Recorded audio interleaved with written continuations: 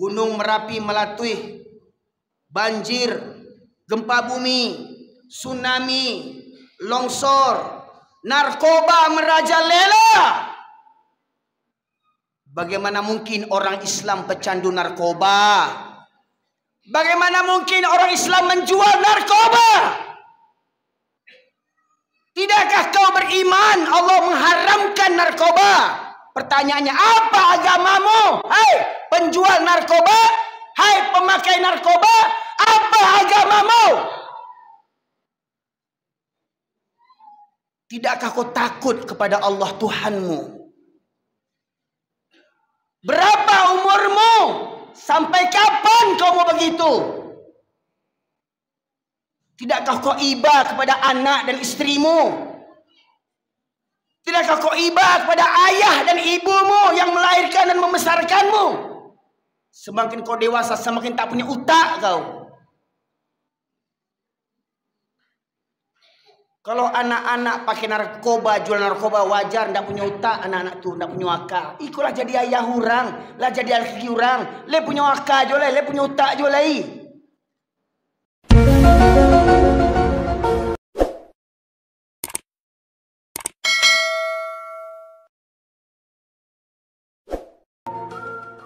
Bismillahirrahmanirrahim. Assalamualaikum warahmatullahi wabarakatuh. Alhamdulillah nahmaduhu wa nasta'inuhu wa nastaghfiruh wa na'udzu billahi min syururi anfusina wa min sayyiati a'malina man yahdihillahu fala mudhillalah wa ma yudlilhu fala hadiyalah. Asyhadu an la ilaha illallah wahdahu la syarikalah wa asyhadu anna Muhammadan abduhu wa rasuluhu alladzi la nabiyya ba'da. Allahumma salli wa sallim ala nabiyyina Muhammad wa ala alihi wa sahbihi ajma'in. Qala Allah Ta'ala fil Qur'anil Karim, a'udzu billahi minasy syaithanir rajim. Ya ayyuhalladzina amanu taqullaha haqqa tuqatih wala tamutunna illa wa antum muslimun. Amma ba'du ma'asyiral muslimin, sidang jamaah Masjid Rahmat Ilahi yang dirahmati oleh Allah. Syukur alhamdulillah kita haturkan kehadirat Allah Subhanahu wa taala, di mana pada malam hari ini Allah berikan nikmat kepada kita berupa kesehatan, kesempatan, dan tergeraknya seluruh jasad kita hadir di masjid ini atas berkat rahmat Allah Subhanahu wa taala, seperti mana nama masjidnya Rahmat Ilahi. Hanya orang-orang yang diberikan rahmat saja yang bisa hadir menyisikan waktunya untuk duduk di majelis ilmu yang merupakan taman-tamannya surga. Semoga ketika kita di dunia hadir rajin duduk di majelis ilmu di taman-taman surga, semoga Allah mudahkan kita berkumpul di surganya Allah Subhanahu wa taala. Sebagaimana Rasulullah menegaskan, man salaka tariqan yaltamisu bihi ilman sahalallahu tariqan ilal jannah.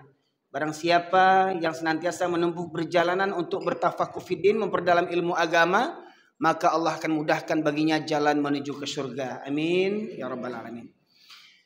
Bapak sekalian rahmati Allah, seperti mana yang telah disampaikan oleh Ustadz kita, Ustadz Yazid sebagai pembawa acara, alhamdulillah, betul perasaan saya saat ini raso-raso ada di kampung rasanya, ya, karena kiranya basobo jo saudara Khairul orang simpang apa, andung ambo dulu manggaleh goreng di simpang apa, maapua namanya, ya. Jadi ambo lahir gedang di Medan, tapi ayah ambo orang Tanjung Sabah Mangguang, ama ambo orang Ampalu Mangguang, Kenageren Mangguang. Ayah suku Mandeliang, ama suku Tanjung. Kalau di Pekanbaru Mande ambo lamo manggaleh di Sabalah Musaji Al Irsad dulu, Etek Sinur namanya. Tinggal di Gang Kardina. Di Gang Kardina Jalan Haji Agus Salim itu Etek Sinur, Mande ambo kakak kandung dari ayah ambo. Jadi kalau untuk Pekanbaru sebenarnya ndak asing bagi ambo, sejak kete ambo lahacok pergi ke Pekanbaru.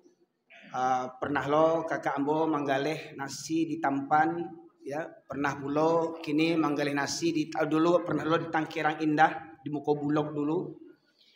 simpang Rumah Potong. Kini kakak ambo tinggal di Perawang, adia ado di Kartama, kakak Juadia adolo di Pangkalan Kerinci, yang surang yang tinggal di Kampuang. Bapak sekalian dirahmati Allah, ini merupakan safari dakwah saya yang ketiga untuk wilayah Riau Pekanbaru. Beberapa waktu yang lalu saya diundang ke Kuok, ke Pasir Pangarayan, juga ke Pekanbaru. Kemudian ada permintaan lagi, saya coba bulan Mei kemarin selama seminggu. Ternyata alhamdulillah ada lagi permintaan, maka saya buat lagi safari dakwah dari tanggal 21 sampai tanggal 30. Ternyata di tanggal 1 ada juga lagi yang minta, tanggal 1 Juli ya. Alhamdulillah insyaallah tanggal 1 Juli berakhir safari dakwah ambo yang ketiga di Pekanbaru ya, sampai besok ambo ke Kuok Bapak sekalian. Bapak sekalian rahmati Allah, bahagia pula ambo ternyata risiko adalah pengurus dari PKDP ya. Mudah-mudahan kalau dari YouTube yang mungkin pernah ditonton oleh para jamaah sekalian, secara pribadi ambo tidak punya channel pribadi ya. Alhamdulillah tim media yang hadir hari ini kembali memviralkan ceramah-ceramah ambo di edisi yang terkini ya. Alhamdulillah ambo haturkan ribuan terima kasih kepada tim media yang meliput safari dakwah saya pada bulan kemarin hingga akhirnya kembali viral. Ya mudah-mudahan kita tidak ingin disanjung dipuji oleh manusia di dunia ini, tetapi kita ingin agar kiranya Allah dan makhluk-makhluk yang di langit mengenal kita untuk bekerja sama berjuang di jalan Allah Subhanahu wa taala. Bapak sekalian yang mati Allah, banyak tanggapan pro dan kontra tentang ceramah saya. Ada yang menyebut ceramah ambo kareh ya. Jadi kalau disebut bawaan ambo kareh mungkin tidak bisa dipungkiri Bapak Ibu sekalian. Ambo lahir gadang di Medan, di Kota Masum. Kota Masum jalan utama ya. Jadi lahir di Medan, kedua orang tua orang Pasir Pariaman. Jadi kacek orang Pariaman kareh pulau kan gitu. Kareh orang Pariaman, basobok orang Medan, pas lah tuh. Yon nan kareh nan sebananya, ya. Makanya ambo ndak khawatir kalau ceramah di muka orang Pariaman, ambo yakin bagi orang Pariaman ndak kareh. Kok kareh ledoh ya. Nah, tapi yang masuk kareh itu yang hatinya nang kareh sebananya Pak Ibu sekalian, ya. Dan alhamdulillah saya pulang kampung di tahun 2009 setelah gempa. Ya memang setelah gempa ditakdirkan Allah saya tinggal di kampung halaman di Pariaman. Sebab di tahun 2009 sebelum Gampo, kalau orang Pariaman masih ingat, Gampo di Sumbar itu Padang Pariaman sama Kota Padang itu tahun 2009 dalam bulan Syawal. Ketika itu saya diundang untuk khutbah hari raya Idul Fitri di Surawasam. Surawasam Simpang Akper yang kini namanya Masjid An-Nur yang diprakarsai oleh Dr. Safruddin Tamar Tanjung ya. Nah sekalian mungkin itu pula mukadimah saya pada kesempatan kali ini ya. Saya sampaikan firman Allah di situ di khutbah Idul Fitri 2009 saya sampaikan hikmah pelajaran daripada tsunami di Aceh tahun 2004 ya. Kenapa negeri Aceh yang gelarnya Serambi Makkah mendapat musibah tsunami yang dahsyat seumur-umur ambo? Baru itu ambo tahu musibah yang dahsyat seumur ambo ya. Gempa bumi, tsunami hingga akhirnya ya cerita dahsyat tentang tsunami itu sangat mengerikan. Hingga akhirnya kita melihat di video, di televisi dulu, sebagian kampung-kampung tepi laut Banda Aceh di provinsi Aceh itu hancur. Ya, hancur, perkampungan hancur, perkotaan hancur, tetapi ada yang berdiri kokoh. Apa itu Bapak Ibu sekalian? Masjid. Nah, pertanyaannya, adakah kita mengambil pelajaran daripada itu?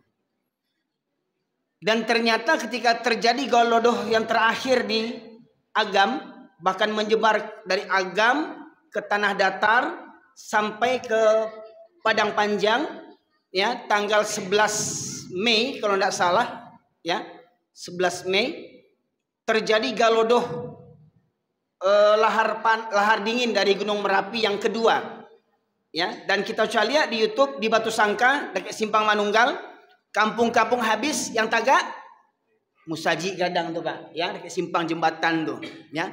Kemudian betul pula di simpang Batabuah, Bukit Tinggi, simpang-simpang ke arah simpang Canduang, rumah-rumah hancur yang tagak masjid.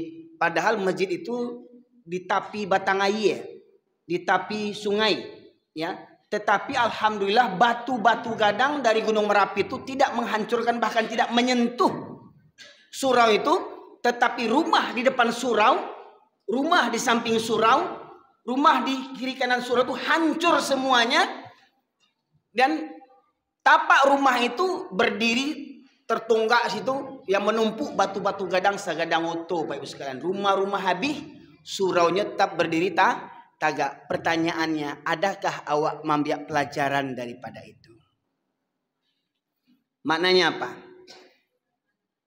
Sakayo-kayo rumah orang, sarancak-rancak rumah orang, samaha-maha rumah orang bantu istana, ndak ada jaminan sampai salamai kecuali rumahnya Allah. Hanya rumah Allah sajalah, dan orang-orang yang senantiasa hadir ke masjidlah sebagai apa? Sebagai tameng negeri itu terselamat daripada musibah dan bencana. Tetapi kalau negeri itu warganya tak peduli dengan masjid, malas datang ke masjid, cepat atau lambat negeri itu akan dimusnahkan oleh Allah Subhanahu wa taala. Maka mari kita dengarkan firman Allah surat Al-A'raf, surat yang ke-7 ayat 96. A'udzu billahi minasy syaithanir rajim. Bismillahirrahmanirrahim. Walau anna ahlal qura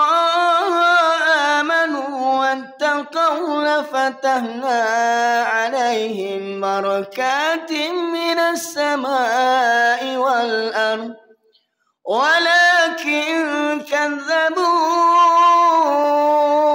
فأخذناهم بما كانوا يكسبون. Allah berfirman yang artinya, kalaulah penduduk negeri beriman dan bertakwa kepada Allah, maka akan kami bukakan pintu berkah dari langit dan bumi. Tetapi penduduk negeri ini mendustakan ayat-ayatku, maka kuhancurkan negeri mereka dikarenakan ulah perbuatan tangan mereka sendiri.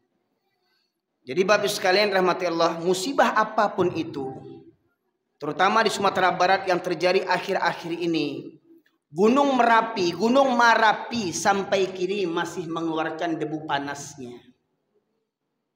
Bahkan di awal erupsinya memakan korban para pendaki yang mayoritas muslim, dan korban diantaranya beberapa wanita yang nampak kita lihat di video, di YouTube, di Facebook, wanita Islam yang tidak berjilbab menutup auratnya. Betul enggak? Bahkan ada yang meninggal orang Pekanbaru kabarnya itu mendaki gunung di Gunung Merapi. Ya, Bapak sekalian. Gempa bumi, banjir di Kota Padang, ya. Banjir di pesisir selatan di Kota Padang itu sampai Bapak sekalian ada pemakaman itu di lereng bukit dekat sungai. Sampai ketika banjir, kuburan itu terbongkar oleh banjir, hingga terkeluar mayat-mayat di dalam kubur itu. Itu belum hari kiamat, belum hari kiamat sudah dikeluarkan mereka dari kuburnya. Syukur alhamdulillah mayat-mayat yang masih dibungkus dengan pocong itu tidak mekik-mekik minta tolong. Ya, kalau sempat minta tolong, ini masih dalam kapan? Tolong. Lama di mendak merinding orang caliaknya itu Bapak sekalian. Ya.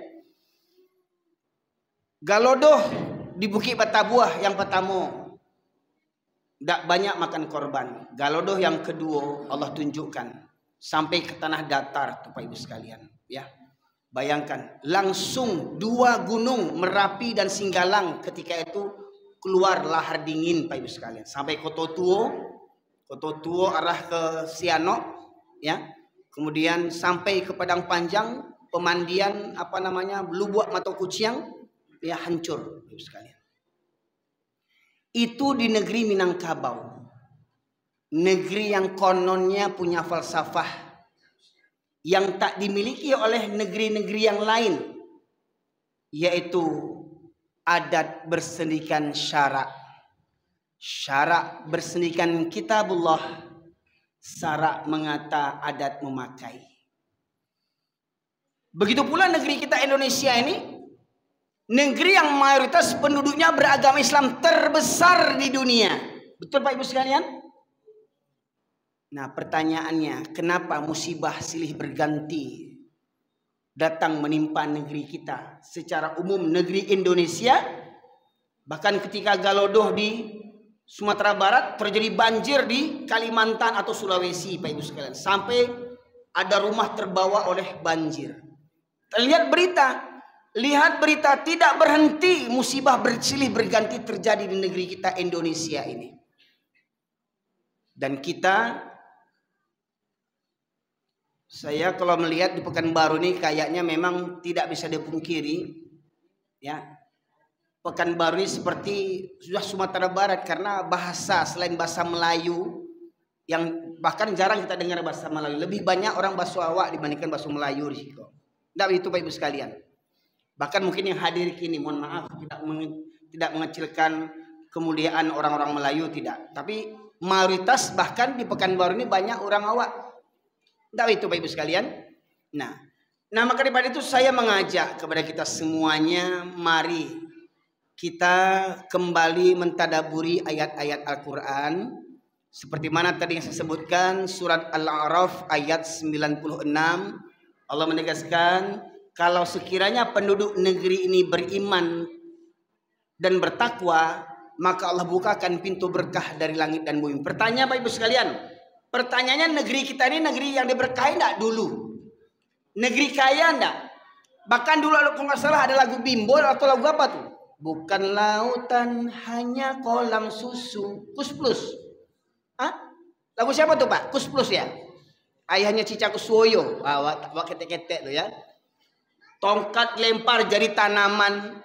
Memang kenyataannya begitu. Apa yang tidak ada di negeri Indonesia nih? Emas. Lihat di Papua. Dari gunung emas sekarang jadi jurang emas. Pertanyaannya, emas di situ siapa yang memanfaatkan? Emas di Papua siapa yang memanfaatkan? Adakah kaya orang Papua dengan emas itu? Tidak Pak Ibu sekalian. Bertahun-tahun emas di Papua sana, siapa yang mengambil keuntungannya? Orang Amerika. Kita dapat apanya? Kerak-keraknya. Minyak Caltex dari dulu. Ketek-ketek Ambon dulu yang terkenal tuh Caltex. Ini berganti Josephron gini Pak ya. Ya. Minyak di Pekanbaru, minyak Pangkalan Berandan. Banyak tempat-tempat pemburuan minyak. Perkebunan sawit, bahkan orang Malaysia ya bertanam sawit di Indonesia Pak Ibu sekalian. Apa yang tidak ada di Indonesia ini? Amerika kaya minyak, cuman minyak dia punya, makmur negerinya. Tapi orang Timur Tengah, Arab sana tidak punya tambang emas. Pertanyaannya, kenapa bisa kaya orang Timur Tengah yang hanya bermodalkan minyak, sementara orang Indonesia bermacam-macam kekayaan Allah berikan? Kenapa kok melarat sengsara kita ini? Pak Ibu sekalian rahmatullah. Karena apa? Padahal mohon maaf, presidennya agamanya Islam. Dari presiden pertama sampai presiden sekarang agamanya Islam. Wakil presidennya agamanya Islam. Menteri-menterinya mayoritas Islam. Bahkan ada menteri khusus, Kementerian Agama. Pejabat-pejabatnya, gubernur, wali kotanya kebanyakan orang Islam. Penduduknya kebanyakan orang Islam. Tetapi kenyataannya, adakah orang Islam di Indonesia ini bangga menjadi orang Islam? Pertanyaannya, benarkah kita memilih agama Islam sebagai agama kita? Ya, Pak Ibu sekalian. Saya mengadakan survei di sekolah-sekolah di Sumatera Barat, khususnya di Pariaman, di Padang, Bukit Tinggi, dan beberapa daerah yang lainnya. Dari satu sekolah di Minangkabau itu, Muridnya mulai dari 300 orang sampai 1.500 muridnya di tanah Minangkabau, ranah Minangkabau. Setelah saya survei, dari 1.500 pelajar asli Minangkabau yang Islam 7 keturunan, tak sampai 5 orang yang menjaga sholat dari 1.500 pelajar. Bayangkan, 1.500 tak sampai 5 orang. Berapa persen itu? Dari 1.500 berapa persen yang menjaga sholat? Tidak sampai 5 orang, Pak Ibu sekalian. Pertanyaannya, siapa yang kurang ajar? Anak-anak sekolah yang kurang ajar? Pertanyaannya, kenapa jam sekolah anak-anak bisa bangun dan berangkat sekolah? Kenapa jam sholat subuh anak-anak tidak bisa bangun, tidak bisa berangkat ke masjid? Pertanyaannya, di rumah itu siapa pemimpinnya? Di rumahnya siapa pemimpinnya? Siapa wakil presidennya? Di rumah itu ada ayah, ada ibu. Hari ini ternyata bukan anak saja durhaka. Hari ini banyak orang tua yang durhaka kepada anaknya. Karena apa? Tidak benar-benar mendidik anaknya untuk menjaga sholat 5 waktu. Orang tuanya yang kurang ajar sebelum anaknya kurang ajar. Pertanyaannya, kenapa jam sekolah anak bisa berangkat? Karena banyak orang tua sekarang beranggapan dengan sekolah itu nanti anaknya dapat jaminan hari tua, dapat ijazah, dapat kuliah, dapat pekerjaan, dapat uang, dapat jadi orang kaya. Tetapi ternyata orang tuanya banyak yang tak beriman. Sesungguhnya yang membuat kebahagiaan itu bukan kekayaan. Tetapi apa kata Allah? Hayya 'alas salat, hayya 'alal falah. Orang yang meraih keberuntungan adalah orang yang mengerjakan sholat. Makanya dari kalimat azan itu, hayya 'alas salah, hayya 'alal falah. Mari dirikan sholat, mari meraih kemenangan, mari meraih keberuntungan. Kalau kita menilai orang yang paling kaya itu orang Cina, orang kaya, orang kafir kaya. Kita beriman tidak kepada Islam? Beriman tidak kepada Rasulullah? Apa kata Rasulullah? Saya tanya kepada ibu sekalian, yang Bapak Ibu tahu, siapa orang yang paling kaya di dunia ini? Ada yang bisa jawab enggak, Pak Ibu sekalian? Siapa orang yang paling kaya di dunia? Apa kata Rasulullah? Raq'ataini minal fajri khairum minad dunya wa ma fiha. 2 rakaat salat sunnah di waktu fajar, 2 rakaat salat sunnah di waktu subuh, itu lebih baik daripada dunia dan isinya. Baik sekalian, dunia dan isinya itu kalah dibandingkan dengan salat sunnah fajar di waktu subuh 2 rakaat. Kalau ada yang membayangkan yang kaya itu yang punya istana, yang kaya itu yang banyak kebun sawit, yang kaya itu yang banyak yang punya pesawat, yang punya mobil Alphard, yang punya Pajero walau utang kredit. Ya, Bapak sekalian, itu dalam mata Korun iya. Korun itu orang yang paling kaya. Korun itu orang yang paling bahagia dalam pandangan manusia. Tapi dengan kekayaannya Korun menjadi durhaka dan Allah benam Korun beserta hartanya, dan hartanya tidak dapat sedikit pun menyelamatkan dirinya daripada murka Allah Subhanahu wa taala. Bapak sekali rahmati oleh Allah. Jadi kalau kita ingin negeri kita Indonesia, khususnya negeri kita ranah Minangkabau, ingin terhindar selamat dari musibah dan bencana, mohon maaf saya katakan, tidak perlu BNPB, tidak perlu penanggulangan bencana nasional, tidak perlu itu. Pertanyaannya, kita mau menanggulangi atau mencegah? Bapak sekalian, maunya kita ini mencegah bencana atau menanggulangi bencana? Hah? Kalau menanggulangi kan ada hancur dulu baru kita bantu, hancur dulu baru kita bantu. Tapi kalau mencegah, sebelum hancur kita hindari musibah. Mana yang kita mau? Menghindari musibah, mencegah musibah, atau menanggulangi musibah? Yang pasti mencegah lebih baik daripada menanggulangi. Bagaimana cara mencegahnya? Ikut rumusan Allah, ikut petunjuk Allah. Apa rumusnya? Amanu wattaqau, beriman dan bertakwa. Nah, pertanyaannya, terutama kita yang hadir di sini, terutama warga, tetangga, masjid, apa namanya Pak? Nama masjidnya? Amal Rahmat Ilahi. Warga kaum muslimin yang saya himbau, warga kaum muslimin di sekitar Masjid Rahmat Ilahi yang mengaku orang beriman, tidakkah tergerak hati kalian ketika Allah memanggil? Allahu Akbar, Allahu Akbar. Allah Maha Besar, lebih besar daripada urusan menggaleh, lebih besar daripada urusan kerja.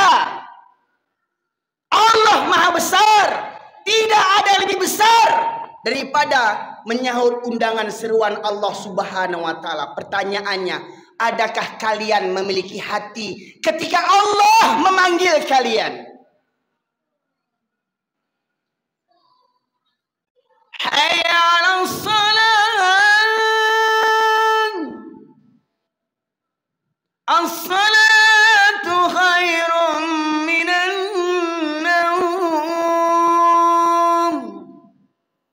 Pertanyaannya, adakah kita masih memiliki hati, penglihatan, dan pendengaran ketika Allah memanggil kita? Sang Pencipta yang memberikan anugerah yang tak terhitung. Kalau sekiranya lautan dijadikan tinta dan pepohonan dijadikan pena, maka tak akan bisa kita cukup menulis nikmat-nikmat Allah. Fabi ayyi ala'i rabbikuma tukadziban. Nikmat yang mana lagi yang kau dustakan? Nikmat yang mana yang kau dustakan?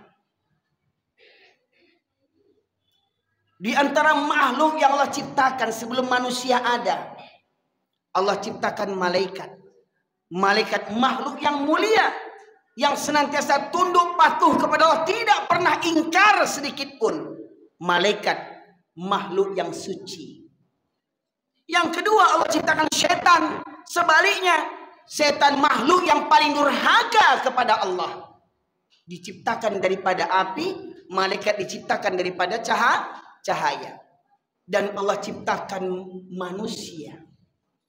Sempat para malaikat hampir menolak diciptakannya manusia. Tadi imam membaca tadi, malaikat mengatakan, bukankah manusia itu suka menumpahkan darah? Bukankah manusia itu karengkang? Bukankah manusia itu mada? Apa kata Allah? Inni a'lamu ma la ta'lamun. Hei malaikat, aku lebih tahu daripada engkau. Kalau malaikat memandang kita ini manusia yang ingkar, itu dalam pandangan Allah. Tapi apa kata Allah? Aku lebih tahu, kata Allah. Lantas Allah ajar nenek moyang kita Adam. Allah ajar nenek moyang kita Adam ketika itu hanya sekedar mengajarkan nama-nama benda. Sesuatu benda di surga, umpama Allah ajar ini atap, ini dinding, itu tiang, ini meja, umpamanya. Yang itu tidak Allah ajarkan kepada para malaikat dan setan, iblis, jin. Dan ternyata ketika Nabi Adam menerima ajaran Allah dan Nabi Adam menerima sepenuhnya, lantas apa kata Allah? Coba malaikat, kalau memang kau lebih mulia dibandingkan manusia, coba kau sebutkan nama-nama benda ini, kata Allah. Apa kata Allah? Maha suci engkau ya Allah, kami tidak mengetahui kecuali apa yang kau berikan tahu kepada kami. Lantas apa kata Allah kepada Nabi Adam? Hai Adam, ajarkan mereka, ajarkan malaikat, ajarkan jin, nama-nama benda. Pak Ibu sekalian, mana yang lebih mulia? Orang yang mengajar dengan orang yang belajar. Siapa Bu? Siapa yang lebih mulia? Orang yang mengajar dengan yang belajar. Kisah Nabi Adam, siapa yang mengajar? Yang mengajar siapa? Nabi Adam. Yang belajar siapa? Malaikat. Mananya apa? Siapa lebih mulia? Nabi Adam atau malaikat? Siapa yang mulia? Manusia atau malaikat? Manusia lebih mulia dibandingkan malaikat apabila manusia beriman dan bertakwa kepada Allah Subhanahu wa taala. Laqad khalaqnal insana fi ahsani taqwim. Allah ciptakan manusia dengan sebaik-baik bentuk. Itu kalau manusia bersyukur kepada Allah. Tapi apabila manusia kufur kepada Allah, la in syakartum la azidannakum wa la in kafartum inna adzabi lasyadid. Maka thumma radadnahu asfala safilin. Kemudian kami tumpahkan mereka di tempat yang serendah-rendahnya, di kerak-keraknya neraka. Bapak Ibu sekalian, bersyukur enggak kita? Dipilih Allah di antara hamba-hambanya menjadi orang-orang yang beragama Islam. Bersyukur enggak? Bersyukur enggak Bapak Ibu sekalian? Setelah dipilih agama kita Islam, terpilih pula kita di negeri yang mayoritas beragama Islam negerinya. Bersyukur tidak? Bersyukur. Tambah lagi mohon maaf khususnya orang Minangkabau, mohon maaf dengan tidak mengurangi rasa hormat kepada suku yang lainnya. Kepada orang Minangkabau, bersyukur nak kita dipilih Allah menjadi orang yang bersukukan Minangkabau, yang punya falsafah adat bersendikan sarak bersendikan kitabullah, sarak mengata dan memakai. Bersyukur nak kita jadi orang Minang. Bersyukur nak. Tetapi kalau falsafah itu hanya di lisan saja, hanya di bibir saja, tapi prakteknya jauh daripada kenyataan, apa kata Allah? Kabura maqtan indallahi an taqulu ma la taf'alun. Besar murka Allah, besar murka Allah, kamu mengatakan yang tidak kamu kerjakan. Mohon maaf Bapak Ibu sekalian, kalau mengikut falsafah tadi, orang Minang adalah orang yang paling mulia di muka bumi ini, Pak. Kalau mengikut falsafah tadi, adai basandi jo sarak basandi jo kitabullah, sarak mangato adai memakai.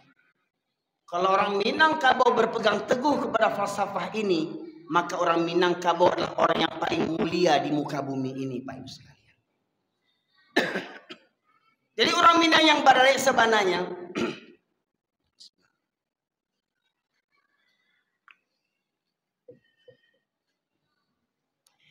orang Minang yang barada yang sebenarnya adalah orang Minang yang paling paham dengan Al-Quran, paling paham dengan syarak.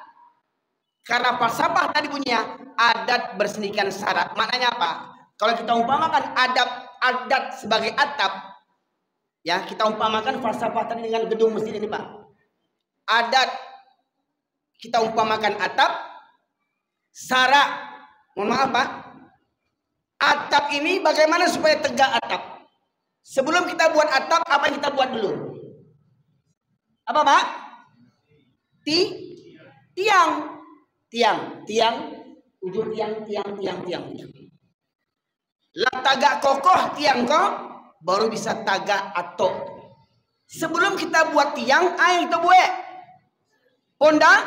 pondasi. Kalau ndak buat pondasi tadi itu, kalau nak kuat pondasi Pak, goyah tiang kok. Kalau goyah tiang, rubuh atau maknanya apa? Yang paling utama di tiga falsafah tadi, adat, syarak, kitabullah, Al-Quran. Mana yang paling dulu yang harus dipahami orang Minangkabau di antara tiga tadi? Kitabullah, Al-Quran. Jadi maknanya apa? Orang Minang harus paham Al-Quran. Orang Minang harus pandai baca Al-Quran. Kalau ada orang Minang nggak pandai baca Al-Quran, jangan mengaku orang Minang buat malu. Buat malu orang Minang nggak pandai baca Quran. Buat malu.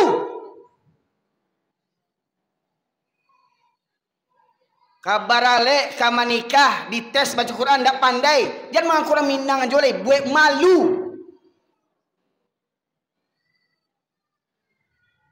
Jadi mohon maaf, pemirsa yang menonton di YouTube, jangan ujuk-ujuk tiba-tiba berang kambo, Ustaz kurang aja, mau kasawana muncuangnya cek. Diburuk-buruknya orang Minang, baku orang Minang aja bahasa bui. Kan orang lain kok ada juga maksiat. Orang Jawa ada juga, orang Batak ada juga, baku orang Minang aja bahasa bui. Sebab kita yang punya falsafah adai bahasa ni sarak bahasa ni kitabullah, sarak mangato adai memakai. Itu konsekuensi jadi orang Minang. Sepakat untuk sepakat, pahamkan itu falsafah itu. Betul enggak? Kalau enggak keluar dari orang Minang kok.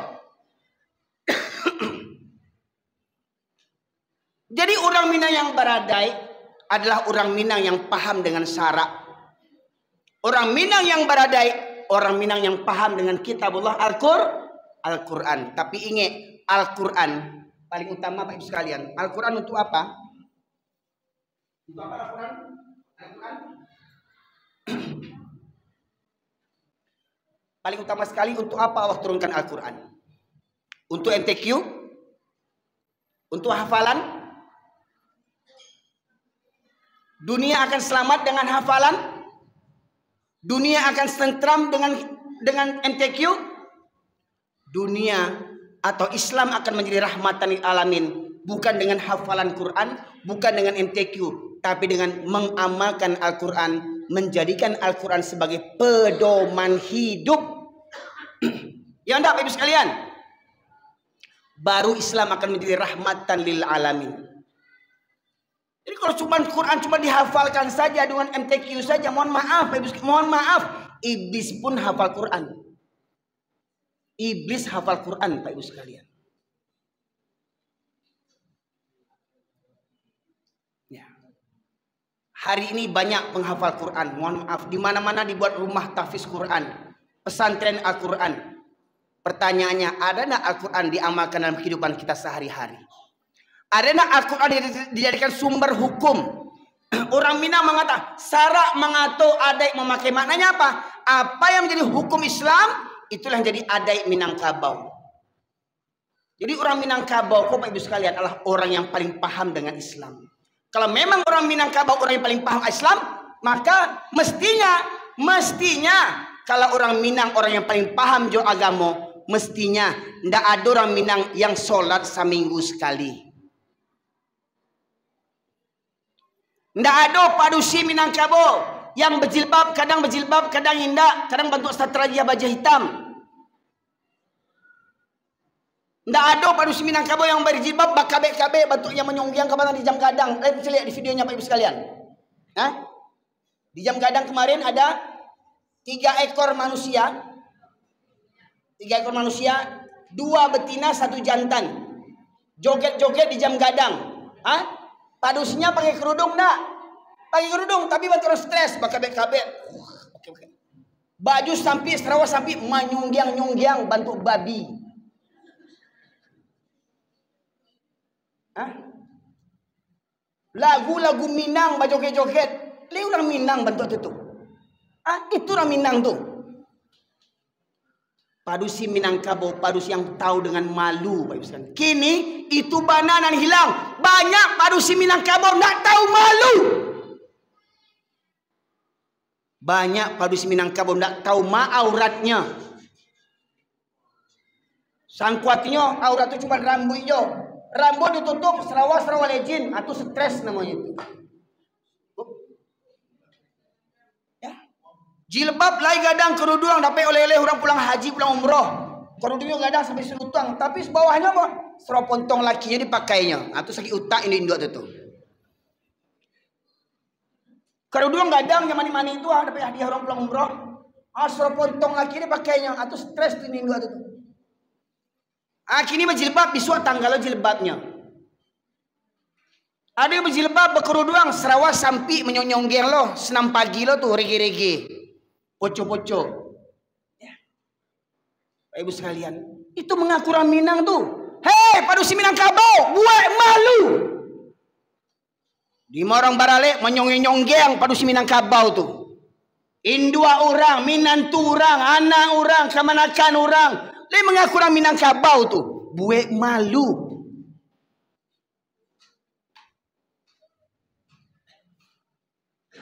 Semestinya kok ia orang Minang, Pak Ibu sekalian. Ndak ada pada si Minangkabau yang ndak mengerti jo jilbab. Sebelum orang Jawa berjilbab, sebelum orang Mandailing berjilbab, sebelum orang Melayu berjilbab, semestinya orang Minang konan dulu berjilbab, maka contoh ke suku-suku yang lain. Itu adai orang Minang namanya. Semestinya ndak ada laki-laki Minangkabau yang ndak solat. Baitu pula ndak ada laki-laki Minangkabau yang ndak kamu saji sarak mengatur adik memakai. Walaupun ulama banyak berbeda pendapat tentang hukum solat berjamaah ke masjid. Silakan. Ambo sebutkan beberapa ayat. Kalau ambo meyakini solat berjamaah hukumnya wajib bagi para laki-laki. Dalil pertama surah Al-Baqarah ayat 43. Wa aqimus salata wa atuz zakata warka'u ma'ar raki'in. Dirikanlah salat. Salat apa maksudnya ini? Allah perintahkan dirikan salat. Salat yang mana ini? Salat 5 waktu. Dirikanlah salat. Hukumnya? Tunaikanlah zakat. Hukumnya? Warka'u ma'ar raki'in. Rukuklah bersama orang-orang yang rukuk. Tadi perintah pertama perintah tentang solat. Perintah yang ketiga tentang solat lagi, tapi bunyinya bagaimana? Rukuklah bersama orang-orang yang rukuk. Bila orang berukuk? Kapan orang Islam rukuk? Waktu solat. Apa kata Allah? Rukuklah bersama orang-orang yang rukuk. Berapa orang yang rukuk? Maknanya apa? Kalau ada orang bersama ruku, maka ikutlah kalian ruku. Itu hukumnya wajib bagi para laki-laki. Pak, khususnya orang Minang. Jadi mohon maaf kok berade laki-laki Minangkabau kok panuah surau kok dek musajid de orang Minangkabau. Mohon maaf kak. Kok yo berade orang PKDP, kok yo berade orang PKDP, panuah surau kok dek orang PKDP. Nggak orang PKDP buat acara bampok tu tukang cilako namanya itu PKDP cilako bantu tu. Bakumpul orang Pariaman bampok, bakumpul orang Pariaman biampok. Orang Pariaman tu orang yang paling paham juga agama. Bakumandang azan, orang Pariaman ke surau kamu saji itu nan orang Pariamanan sabananya Pak Ibu sekalian. Jangan buruk ni terdengar orang PKDP bampok je di mana-mana. Mohon maaf Pak, itu di Medan yang budang tu Pak. Boleh lah di Medan Pak. Mohon maaf Pak. Coba cari, coba Pak survei. Di mana orang bampok, orang Minang tu. Yo nak Pak. Iyo je lah, kan sang-sagan je lah. Memang yo bantu tu. Waktu Ustaznya sabi bana, memang bantu tu kini orang Minang.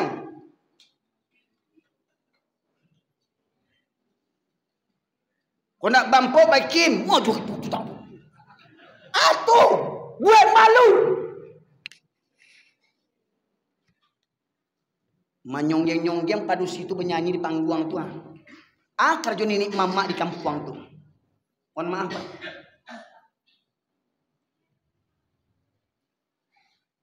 Ambo makanya berani berceramah bantu aku dek siko alhamdulillah di surau ko PKDP ndak punya bampok nih di surau ini ya. Surau ini. Ambo makanya berani mau mengisi bantu aku. Ambo yakin orang PKDP nak kini ko ndak ada bampok surau kini ko. Ada lama tahu Ambo. Kita kan besok kan di surau ko. Awang cerita di surau ini kok.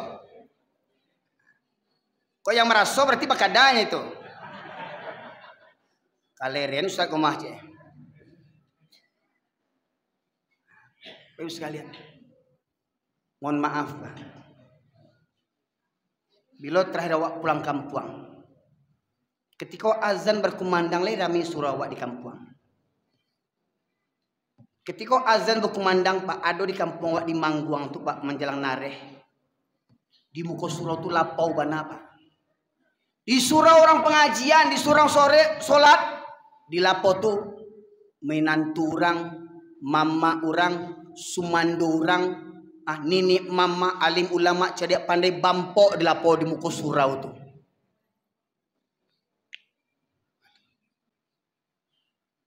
Adek sia bampok tuh Pak. Bampok tuh adek sia. Orang Minang ampok bampok orang adek sia. Yang mau tahu Pak, yang mau tahu. Ketek-ketek ambo kuantu film Pak. Ambo suka nonton film dulu Pak. Yang ambo tahu suku bampok tuh orang Cino Kapi ya. Betul enggak? Orang Cino Kapi lah bau-ban-uban lah sampai ke mati. Bakumpul di kedai kopi bampok orang tuh. Itu budaya orang Cino.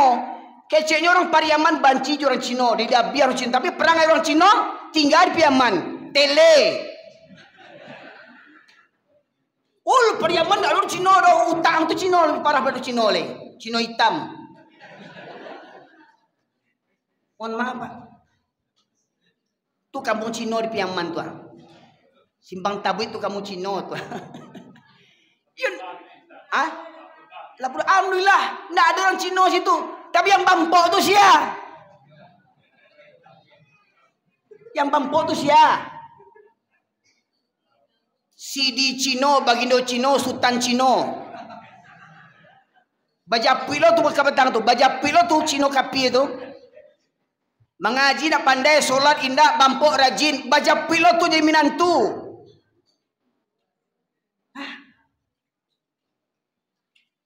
Jadi jangan bangga orang Pariaman minantu sarjana, jangan bangga. Di kampung apa ambo gua, Pak Khairul gua. Di Mangguang tu ada STIB namanya. Sekolah Tinggi Ilmu Baru. Yo nak Pak? Enak Dul?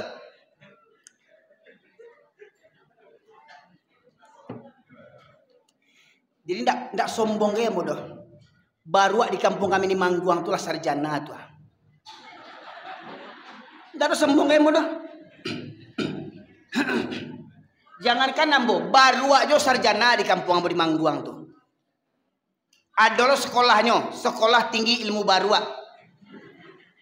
Tapi yo baru tuh tidak pernah nampak ke surau. Baru tuh tak pernah nampak mengaji. Jadi kalau dominan tua wak tidak pernah ke surau, tidak pernah mengaji. Beda jo baru. Bajapui lo baru ada tuh. Malu japui itu. Baru.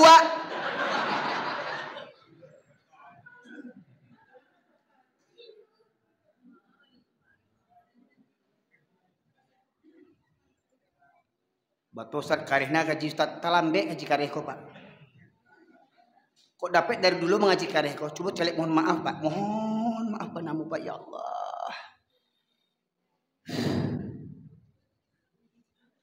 Tampe ambo lahir Pak di Medan Pak, Bu. Tampe ambo lahir di Medan. Banyak baserak diskotik banyak. Di Jalan Tamrin banyak diskotik. Di tengah kota Medan banyak diskotik. Tapi diskotik itu dalam ruangan. Dalam ruangan Pak diskotik itu Pak. Atau kalau ini karaoke tempat vista tuh, Inul Vista semacam.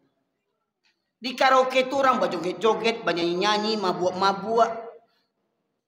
Tak salah. Dalam ruangan. Tak nampak orang keluar.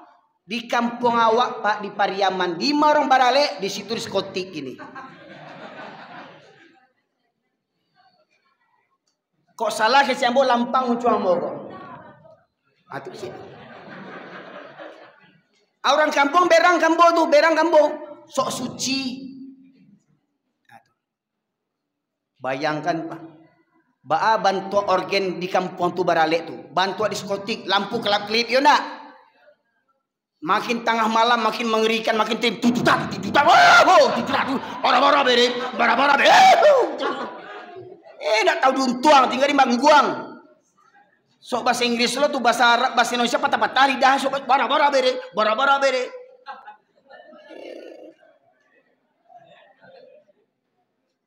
Tong nak selesai bara-bara aja keceknya le.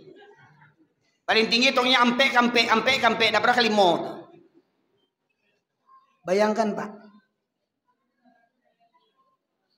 Apa itu adik Minangkabau? Ya. Kok yang berangkan, jangan mau berangkan. Orang yang borgen itu berang pungkang jo bom sampai ale itu Pak Ibu sekalian. Miris cuma saya lihat sampai tengah malam. Malaki subuh orang borgen. Nggak bisa lalu orang sakit. Mohon maaf Pak. Di Medan ambo bisa nyenyak tidur ambo, bakar ruah lalu ambo tidur. Di kampung sampai subuh orang bare ndak bisa lalu awak. Tanya jo khirul kok orang Ampalu, orang kampung ambo sama apa kok. Barale sana awak sampai tengah pagi sampai malaki pagi tujuh wis. Astagfirullahalazim. 5 orang Minang Baradai kinilai.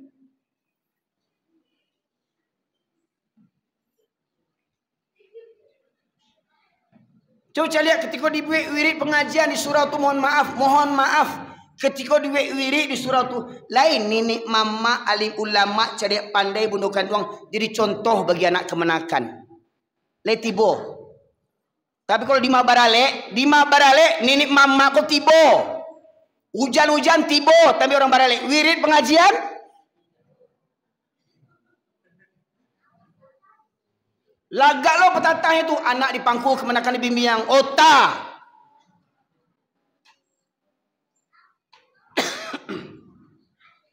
Minta tolong ambo ke Ustaz Yazid. Le bisa Ustaz menerjemahkan kok. Surah Al-A'raf 179. Kau nak cari Quran terjemahan Ustaz. Alhamdulillah kita lah acok baca Quran tapi jangan lupa wak Quran tu bahasa Arab. Lai mengerti awak artinya. Bu, ibu tiap hari Kamis yasinan. Lai mengerti artinya. Hah? Ibu-ibu yang di rumah datang ke surau ya kita yasinan. Ulang yasin bangkit telenya balik sudah tu lai. Hah? Orang Barale pagi-pagi baca Yasin, tengah hari, goyang ayah. Hamil 3 bulan.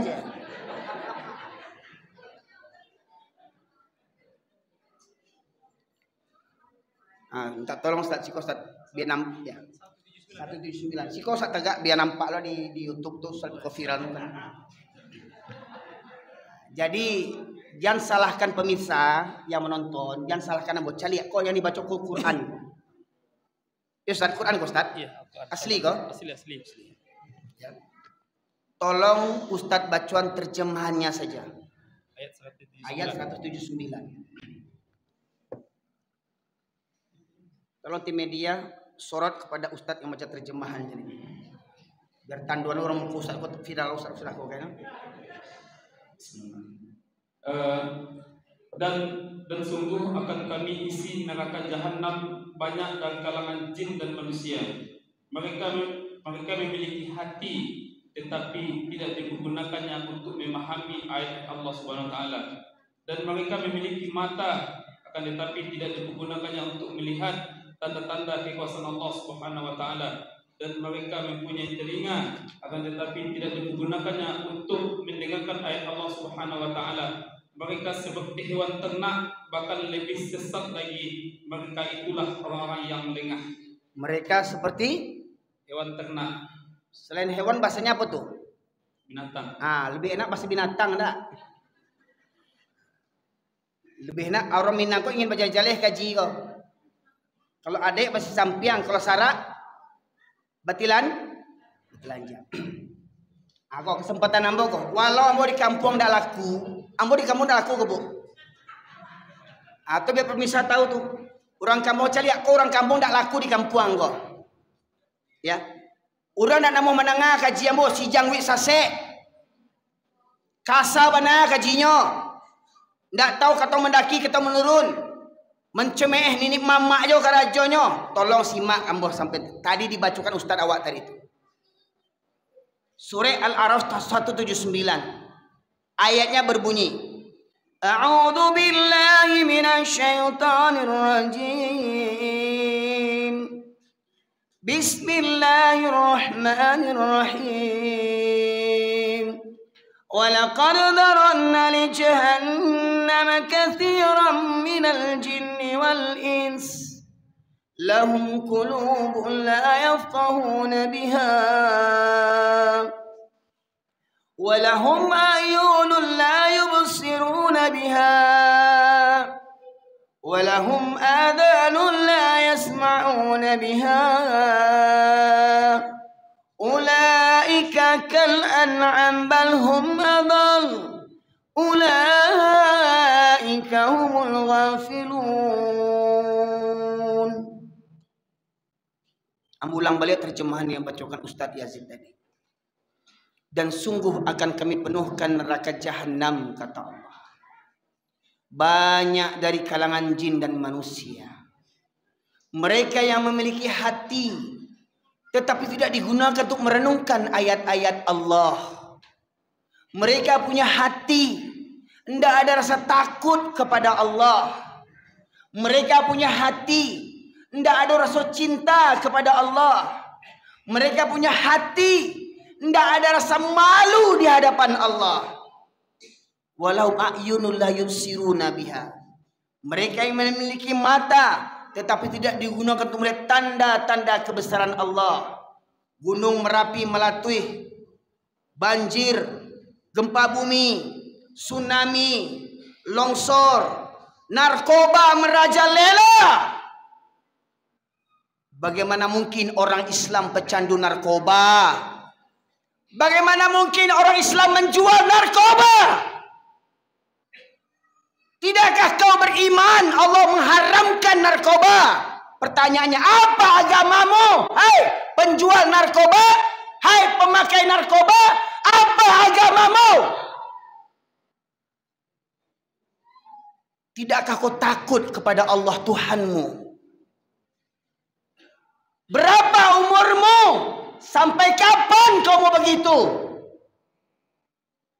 Tidakkah kau iba kepada anak dan istrimu?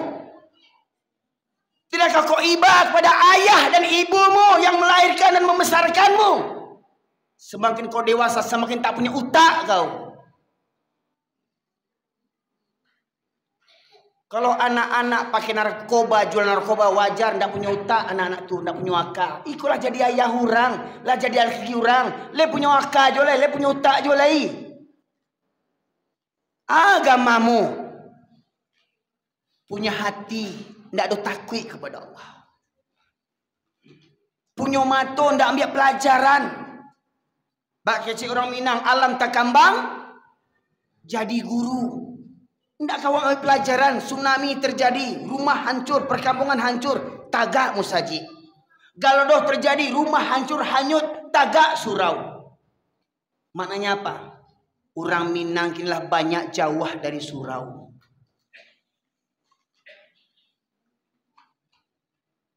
Mohon maaf Pak, warga di sini ada yang Nasrani Pak? Ada? Ada Nasrani? Tidak ada Pak? Jadi Muslim, mayoritas Muslim, umum Muslim. Cek Musaji. Cek Musaji gua. Indak jo panuah nih. Pertanyaannya, yang Muslim di sekitar Masjid Rahmat Ilahi ini, benarkah engkau beragama Islam? Allah memanggilmu dengan solat 5 waktu. Tergerakkah hatimu? Punya mata, tidak ambil pelajaran. Punya telinga. Walau adzanu la yasma'un nabiyya, mereka punya telinga tetapi tidak digunakan untuk mendengarkan ayat-ayat Allah. Mananga kaji maleh. Ya. Bagamu Islam menulis saleronya sorang-sorang. Disuruh solat, dah, jo. Solat aja, jadi soal Manawam. Bancinya disuruh solat, diajak solatnya berangnya. Tapi kalau diajak bampok, namanya kan tidak punya utak nama itu. Tumbuang. Diajak solat berangnya. Diajak bampok namanya. Kan tele nama itu. Mama orang lah tuh Mama cilako. Diajak solat berangnya, diajak bampok namuahnya. Sampai melaki pagi bampok tahan. Le orang tu.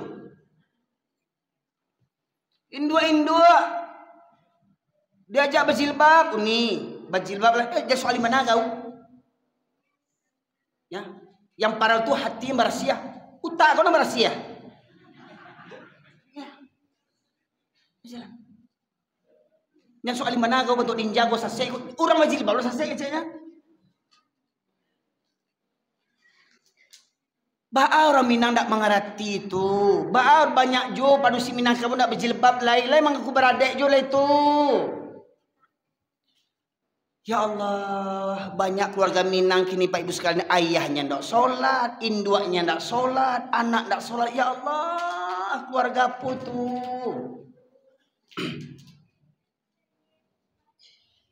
Walau tak ada jaminan orang Islam yang rajin solat pasti masuk sarogo, ndak ada jaminan, ndak ada jaminan. Orang yang rajin solat pasti masuk sarogo, ndak ada jaminan. Bahkan Allah ingatkan, fawailul lil musallin, celakalah bagi orang yang solat.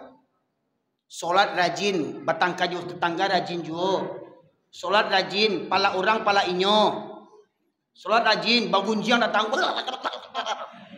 Solat rajin, bajoget iyo juga. Solat rajin, bajilbab indah. Solat rajin, bampok rajin pulo. Baik sekalian, tolong simak balik. Orang yang bantu tadi, yang punya hati nak takwi kepada Allah, yang punya mata nak ambil pelajaran, yang punya telinga nak namuh mandanga, lah dia tahu nak namuh berubah. Akecik Allah, ulaika kal an'amu bal hum adall. Mereka seperti binatang ternak, bahkan mereka lebih sesat daripada binatang lagi. Jadi kau ada orang Minang solat bilo takana, kau ada padusi Minang bajilbab indah, kau ada orang Minang rajin bampok, lebih buruk daripada binatang.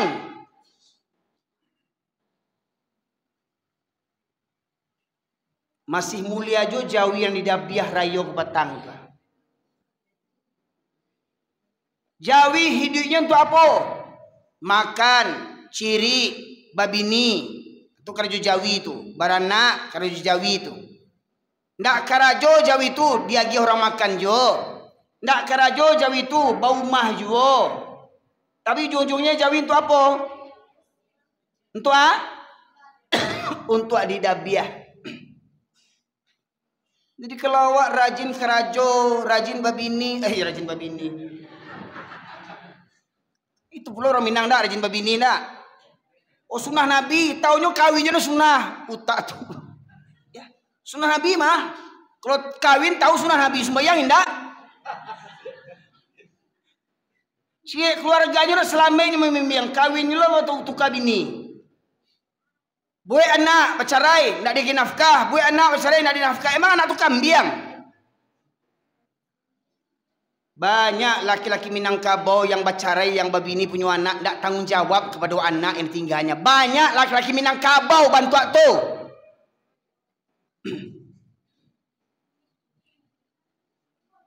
Sekalian, orang yang bantu tu kecil Allah, mereka seperti binatang ternak, bahkan lebih sesat, lebih hina daripada binatang lagi. Jadi Bapak Ibu sekalian, kini layakin awak ingin jadi manusia.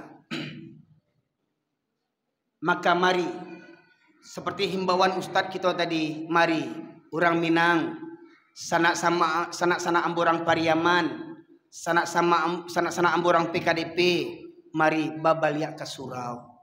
Babaliak ke surau. Mohon maaf, kok dapet peringatan hari-hari besar, mau undang Ustadz tu jangan galak-galaknya banyak. Oh, ustaznya lucu. Lucu. Isinya apa? Maulid Nabi rami. Pitih tak kumpul berjuta-juta. Isra Mi'raj rami. Pitih berkumpul berjuta-juta. Subuh le rami. Le rami. Binatang. Banyak binatang yang mendengar kaji itu bau bah hindak. Mohon maaf, jangan kecek kasar muncul ambo. Hati awak tu yang kasar selama kau Bapak Ibu sekalian. Makanya Allah gagiah penceramah yang kasar bantu aku sebab hati awak yang kasar. Tolong Ustaz. Yang kedua Ustaz. Surat yang sama ayat 176. Ya. Artinya? Ya, artinya 176. Dan sekiranya kami menghendaki, niscaya kami tinggikan derajatnya dengan ayat-ayat itu. Tetapi dia cenderung kepada dunia dan mengikuti keinginannya yang rendah, maka perumpamaannya seperti anjing. Seperti apa Ustaz? Berat ulang Ustaz. Aku galak Ustaz. Camel Ustaz. Seperti apa? Maka perumpamaannya seperti anjing. Jika kamu menghalaunya, dijulukannya lidahnya, dan jika kamu membiarkannya, ia menjulurkan lidahnya juga. Demikianlah perumpamaan orang-orang yang mendustakan ayat kami, maka ceritakanlah kisah-kisah itu agar mereka berpikir. Ya, tolong kita renungkan balik firman tadi. Kalau kami menghendaki, kata Allah, kalau kami mau, kata Allah, kami tinggikan derajat-derajat mereka dengan ayat-ayat Al-Quran. Jadi Pak, yang membuat awak mulia kok bukan di awak orang Minang. Jangan bangga bana awak jadi orang Minang. Jangan bangga bana awak jadi orang Minang. Orang Minang kok hebat. Jangan bangga bana awak, jangan bangga bana.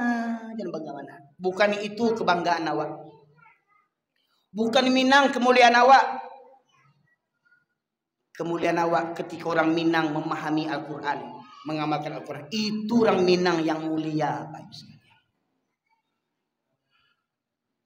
Mulianya orang Minang dengan Al-Quran. Mulianya orang Minang paham juga Al-Quran. Mulianya orang Minang mengamalkan isi Al-Quran. Itu orang Minang yang mulia. Namun akhirnya Allah, tetapi mereka cenderung kepada dunia dan mengikuti hawa nafsunya rendah. Maknanya apa? Tidak namuah belajar Quran, tidak namuah mendengar Quran, tidak namuah membaca Al-Quran, tidak namuah mendengar kaji tentang Al-Quran. Habis waktu urusan dunia, duduk motota di jalan, duduk motota di lapau, sibuk main chip, main handphone, sibuk jalan sana jalan sini, tidak ada waktu mendengar kaji. Kalau ditanya sibuk, mana tiba sibuk nak menentu je.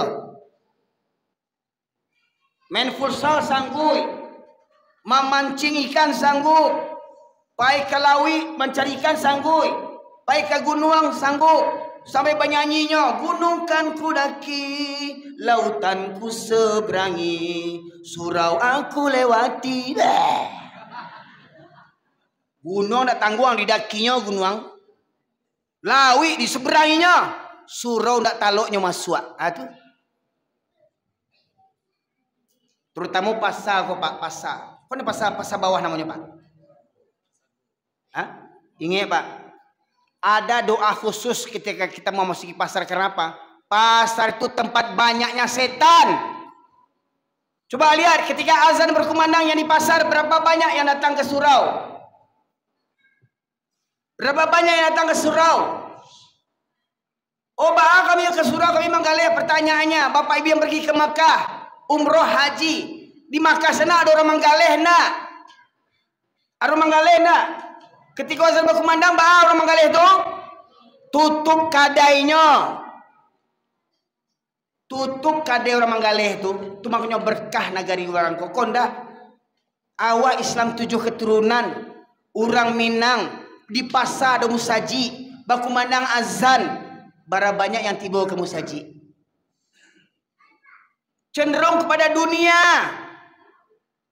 menurunkan hawa nafsunya yang rendah. Uni ajo bana solat uni, rajina solat tu calik tu supia tu kayu ndak jo cek. Rajina solat tu garing tu ustaz tua kayu ndak jo calik tu ajo sebelah tua. Solat seminggu sekalinya, bampok manang taruhnya cek. Batu koyo berang Allah tentu dagingnya stroke. alun tibo magasonya lagi. Bako manangnya bampoknya. Bini baru ganti je. Sana itu duitnya enggak sembayang itu dia. Bisa lihat. Saya lihat leh. Pai baburu talo bagonceng juanjiang soto juanjiang. Coba saya lihat. Yang bagonceng-gonceng juanjiang tuh coba saya di Pekanbaru tuh, orang mah tuh. Orang Batak, orang Melayu, orang Jawa, orang Minang. Ah, tuh kenapa ngecek nak? Hah? Betul nak? Betul nak? Jadi mohon maaf Pak. Apa Pak ada pernah tinggal di Medan tak? Jadi kalau Pak pergi ke Medan dari Pekanbaru naik misalkan bis Putra Pelangi lah misalnya atau Simpati Star dari Pekanbaru pergi ke Medan, ya. Dari Medan mau pergi ke Padang, di perjalanan tertidur. Bangun-bangun, oh udah tiba wak di Rantau Prapat. Mananya apa? Kalau jalan berlobang tuh sama tuh Pekanbaru sama Medan tuh, banyak jalan berlobang. Kemudian ketika perjalanan tidur lagi, tidur bangun-bangun apa orang gonceng sama anjing. Oh, lah tiba wak di kampung mas ya. Jadi menandakan kampung awak Pak. Di mana orang bergonceng juanjiang tuh kampung awak. Tadi betul sangka orang gonceng juanjiang. Di Pariaman dulu enggak? Di Bukit Tinggi? Bukit Tinggi jangan tanya oleh. Ya. Di Payakumbuh? Jangan tanya. Coba saya lihat. Di Rantau Prapat, Padang Sidempuan, Sipiro, Kota Nopan, Tarutung, Balige, Porsea, Danau Toba, Karo, Brastagi, Tapanuli, ada enggak orang bergonceng juanjiang? Enggak ada orang Batak Kristen bergonceng sama anjing, enggak ada. Di Minangkabau yang banyak orang bergonceng sama anjing. Jangan marah. Itu fakta. Betul enggak, Pak? Saya lahir besar di Medan ini, Pak, Bu. Sekolah di Sipiro, Ki Haji Ahmad Dahlan, pesantren Muhammadiyah di Sipiro saya. Lewat Siantar, nggak ketemu orang bergonceng sama anjing. Lewat Tarutung, nggak ada orang bergonceng sama anjing. Gereja ya banyak, tapi yang gonceng sama anjing nggak ada. Masuk Balige, Porsea, Sipiro, Sidempuan, Kota Nopan, nggak ketemu. Masuk Raupanti, Bonjo, dari Pasaman tuh Pak, dan nampak orang bergonceng sama anjing itu. Jadi kalau menanduan kampung awak, kalau Pak pulang kampung nampak orang bergonceng juanjiang tuh kampung awak itu. Galak Pak pakai DP. Oh di Pekanbaru Ustaz ada juga orang bergonceng sama anjing Pak, Canuh asukunya, orang Minang dah. Oh di Jambi orang bergonceng juanjiang Ustaz, tanya di Jambi tuh, orang mah yang bergonceng juanjiang tuh, orang Minang. Oh di Bengkulu ada Ustaz orang bergonceng juanjiang, tanya di Bengkulu tuh siapa bergonceng juanjiang tuh, orang Minang. Batuan apa? Ma yang Minang Baradai kini, mohon maaf di sana yang berang kambo kecil kan membunuh hambo, ya. Orang-orang Porbi itu kan bunuh lah, kau belah dadaku. Ya. Ya. Hanya karena dakwah ini saya dibunuh, lillahi ta'ala, rela saya tunggu itu. Mati syahid saya karenanya. Bagaimana mungkin orang Minang hari-harinya hidup juanjiang? Jago lalo keluar juanjiang, maghrib keluar juanjiang. Beko mati saya menyumayangan anjiang. Tolong sadarlah seketet sana ambo, sadarlah Pak Haji anjiang ada aja tuh. Ya Allah Pak Haji anjiang. Di balennya kau waang tuh sarang anjiang juga jiang aja. Mari jemaah sekalian, mari kurang Minang, sana ambo, nenek mama, alim ulama, cadek pandai, bundokan duang, perangkat nagari, perangkat pemerintahan, mari basamo kita babaliak ke surau. Basamo kita membangkit batang nantarandam, menghidupkan falsafah, adai basandi josara, sarak basani jo kitabullah, sarak mengatur adik memakai. Mari sama-sama kita menghidupkan falsafah tu Pak. Ancana falsafah tu Pak. Ancana falsafah tu. Rancak ndak? Mari kita hidupkan dan sampai dimuncung aja nya. Kita praktekkan dalam kehidupan kita sehari-hari. Mestinya orang Minang sebelumnya hidup, orang Minang harus belajar Al-Quran dulu. Sebelum orang Minang cerita adai, orang Minang harus mengkaji kitabullah dulu. Orang yang paham kitabullah pasti paham jo adai. Tapi mohon maaf, orang yang paham adai belum tentu paham jo kitabullah. Maka masyarakat muslimin rahmatullahi Allah di sana ambo di kampung dalam. Pas lo bini ambo memang lahir di Medan, tapi kampungnya Simpang Ampek Toboh, kampung dalam bini ambo. Sukunya Koto, ayahnya Caniago, ya. Samulai gadang besar di Medan sama ambo. Sejak Gampo 2009 baru kami tinggal di kampung. Alhamdulillah di Medan kami dapat anak 5 di Pariaman. Sieknya satu-satunya anak ambo made in Pariaman, Rasul salah bule. Ya. Jadi mohon maaf Pak, bukan ambo banci orang Minangkabau ndak, ambo bangga ambo bangga jadi orang Minangkabau, bangga ambo jadi orang Minangkabau. Sebab orang Minangkabau lah yang banyak menebarkan agama Islam di Asia Tenggara ini. Orang Minangkabau yang banyak berjuang mendirikan negara ini, betul nak? Founding father kita yang awal mendirikan negara Indonesia ini, di antara 10, 8-nya orang Minangkabau.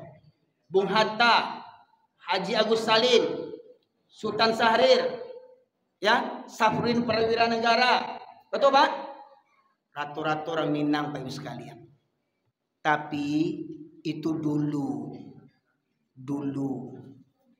Kini Pak, mari sana ambo, baik yang di surau maupun yang di rumah, baik yang di luar. Mohon maaf, ambo ndak mencari musuh dah. Ambo ndak keluar berang banci ndak. Dek sayang ambo makanya mau ceramah bantu aku. Mohon maaf Pak, kalau salah wak berang orang tua wak itu tandu apa? Tandu apa Pak? Tandu sayang. Baitulah ambo, dek sayang ambo kadun sana ambo. Dari Medan pindah ambo ke Pariaman. Dari Pariaman berdakwah ambo di penjuru Sumatera Barat Ibu sekalian. Dari Damas Raya sampai Air Bangis, pesisir selatan sampai Raupanti, bahkan sampai Padang Sedempuan, rutin ambo berdakwah naik sepeda motor 9 jam. Ya, ke Pekanbaru acok ambo naik sepeda motor Ibu sekalian. Demi dakwah, demi majak orang Minangkabau. Di sana ambo yang mencari di YouTube kok, mohon maaf, bukan ambo cari musuh ndak. Bukan ambo ingin menghinakan orang Minang ndak. Dek sayang ambo, mari di sana ambo babaliak kita ke surau. Sana ambo babaliak kita ke surau. Kita ramikan baliak surau. Ya, di surau lah letak kemuliaan orang Minang. Bukankah dulu kita dengar orang-orang gaya awak lajang-lajang lalu di surau dulu. Ya Pak? Makanya di rumah gadang tu ndak ada kamar untuk para laki-laki dah. Rumah gadang tu ndak ada kamar untuk laki-laki, untuk anak padusinya. Laki-laki di mana loknya? Di surau. Tapi itu dulu. Kini boleh lo di surau? Mudah-mudahan ada. Alhamdulillah ya. Ada ya. Kadang ada orang sakit di ladang tidur di masjid atau pengurus sakit utak tu sebenarnya tu. Mohon maaf Pak. Ya. Ya. Atau alhamdulillah Ustaz Yazid kami ajak remaja-remaja tidur di masjid. Memang Ustaz ambo Ustaz di Siano. Waduh apa orang Bukit Tinggi Pak, ambo lamo di Siano Pak. Remaja-remaja Siano ambo ajak lalu di surau. Remaja-remaja yang candu handphone Pak, candu handphone narkoba, alhamdulillah ambo ajak lalu di surau. 100 lebih Pak lalu di surau setiap malam minggu. Sudah sholat Isya, tahsin, tajwid. Cek orang, cek meja, cek orang, cek kursi, ambo susun tu. Nggak pernah sholat, nggak pernah ke surau, ambo ajak ke surau, lain namuah orang tu. Lalu di surau, kadang namanya anak-anak lah candu di handphone, nggak bisa langsung itu ajak lalu. Kadang masih main handphone juga tuh, ambo bagi waktu oke, sampai jam 2 balik main handphone, sudah tuh simpan handphone. Jam 2 balik, ambo ambil tupperware, handphone orang tu simpan, masuk ke kamar. Lalu kami di surau, jam 3 atau jam 4 sholat tahajud kami. Ya Allah Rabbi, preman-preman yang tidak pernah sholat tuh Pak, diajak sholat tahajud meraung-raung menangis meraung-raung Pak. Ternyata apa? Ternyata lembut juga hati preman-preman tuh sebenarnya Pak Ibu sekalian. Ambo yakin penjual narkoba, pemakai narkoba yang tidak pernah sholat itu fitrahnya, ambo yakin fitrahnya itu ingin tunduk pada Allah. Yakin ambo. Ya. Bahkan coba lihat orang kafir juga 7 keturunan bisa masuk Islam. Masa awak Islam 7 keturunan tidak mengerti jojo Islam lain. Masalahnya lain namuah hendak. Ya. Alhamdulillah Ustaz kau dapat Ustaz di kampung kau. Ya. Ajak remaja-remaja kau setiap malam minggu lalu di surau. Itu ambo buat tuh. Bahkan di Siano tuh, ya silakan tanya jurang Siano kau.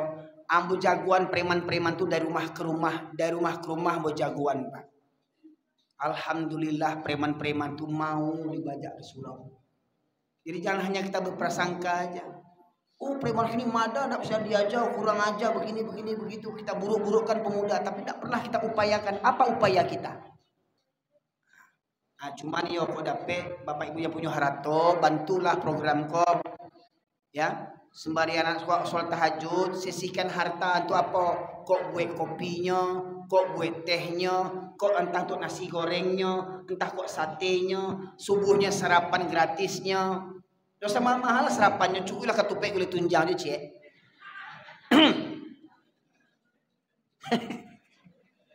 Ya, salah boleh, kan? Insya Allah kalau ada kegiatan itu jangan lupa undang ambo kok. Ya, pada ketupek juga boleh tunjangnya. Ya, itu bisa.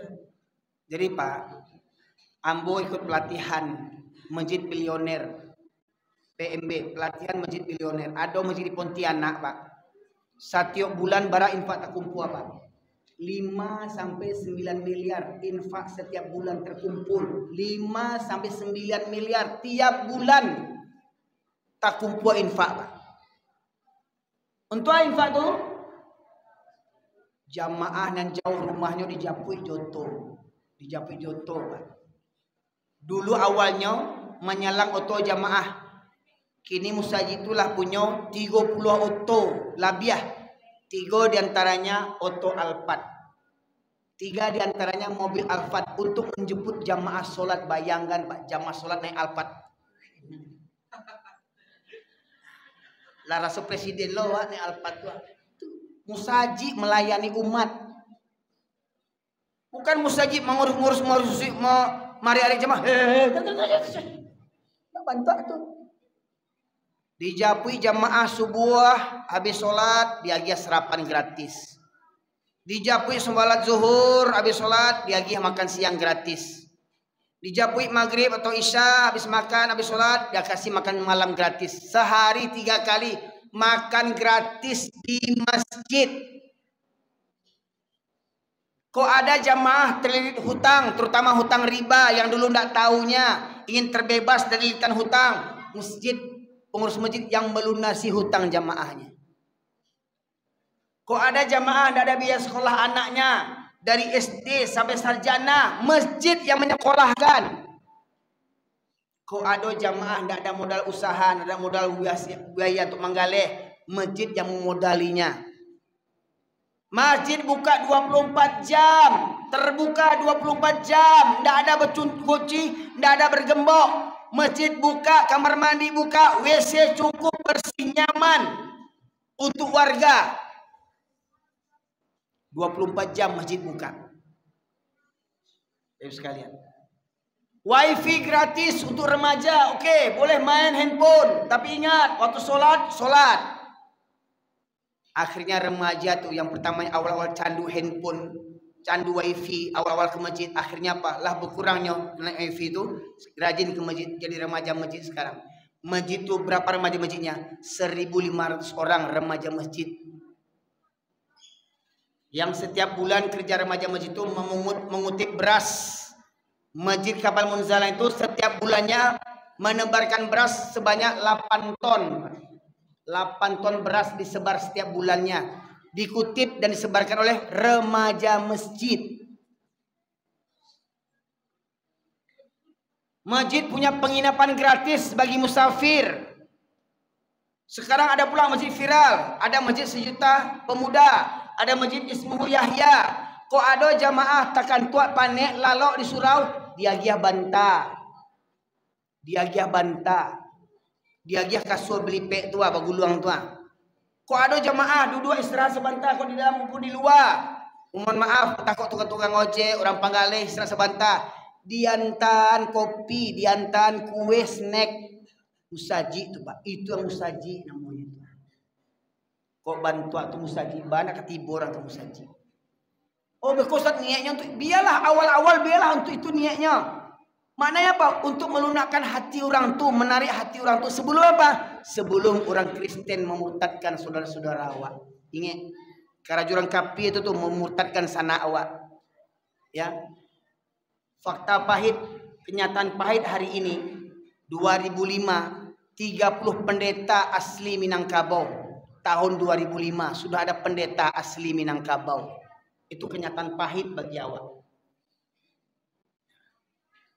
Ini masyarakat muslimin rahmatillah. Mari pengurus masjid, perangkat apa namanya, kelurahan, RT, RW, kok memang awak yo agama Islam, mari Pak sama-sama Pak kita ramikan surau Pak. Kita ramikan musaji. Tolong Pak RT, Pak RW dukung program mari bawa pemuda babalian ke surau. Babalian ke surau. Enggak sampai selama Pak. Bimbing pemuda ini untuk senantiasa ke surau. Ya. Lunakkan hati para pemuda kita, selamatkan yang sudah kecanduan narkoba, agen narkoba tolong, takutlah kepada Allah. Ittaqillah, takutlah kepada Allah. Kalau memang kita mengaku beragama Islam, maka kembalilah kepada Allah. Innallaha yaghfiru dzunuba jami'a, sesungguhnya Allah Maha Pengampun dosa-dosa semuanya. Baiklah para ibu sekalian, jamaah rahmatillah, kiranya ini saja dapat saya sampaikan pada kesempatan kali ini. Mohon maaf, bukan niat hati untuk menghardi, untuk benci, untuk marah, tidak. Hanya saja saya ingin supaya dengan kajian yang seperti begini, hati kita yang selama ini terlena, tersentak sadar Pak Ibu sekalian. Ibarat mohon maaf Pak, di rumah sakit itu Pak, kalau ada orang koma Pak, ada orang koma di rumah sakit, untuk mengejutkannya pakai apa Pak? Pakai listrik itu enggak, jantung. Supaya Pak, supaya dia sadar lagi.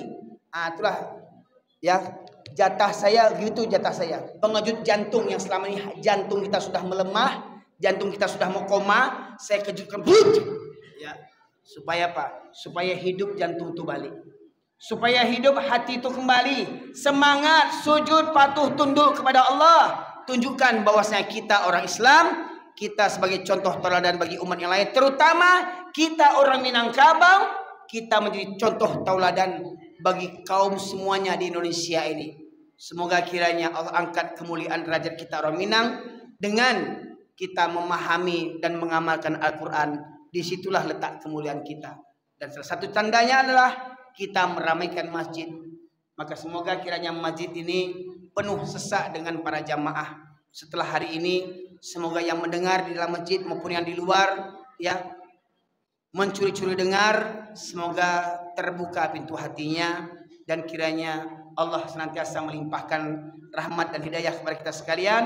Semoga Allah memberikan ampunan kepada kita.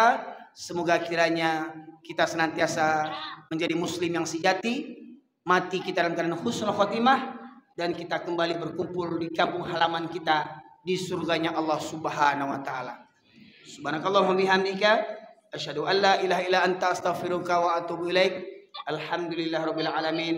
Assalamualaikum warahmatullahi wabarakatuh.